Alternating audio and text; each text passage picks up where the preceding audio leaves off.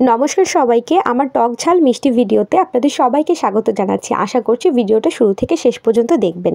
তো গরমে সবার কি অবস্থা? আমাদের তো খুবই বেহাল দশা। কদিন থেকেই খুব কাঁচা আম মাখা খেতে ইচ্ছা করছিল, তো ভাবলাম আজকে বানিয়েই ফেলি।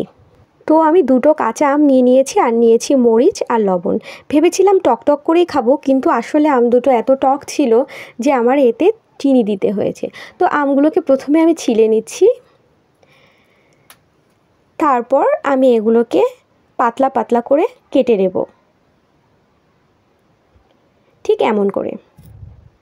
আমার কাটা হয়ে গেছে। আমটা একটু মুখে দিয়ে দেখলাম এত টক ছিল, তো আমি আর একটা আম ভয়েই কাটিনি। তো একটা আম আমি রেখে দিয়েছি। মরিচগুলো আমি ভালো করে হাত দিয়ে ডলে নিয়েছি, আর এখন দিয়ে দিচ্ছি লবণ। ভালো করে হাত দিয়ে চটকে চটকে মেখে নিচ্ছি। তো আমি এর মধ্যে চিনিও দিয়েছি, আনফর্চুনেটলি সেটা দেখাতে পারিনি। আর দিয়ে দিচ্ছি কাসুন দিয়ে খুব ভালো করে এটা মেখে নিচ্ছি। অন্য আর কেউ খাবে না, তাই শুধু নিজের জন্যই অল্প করে মেখেছি। আমার তো জিভে জল চলে আসছে।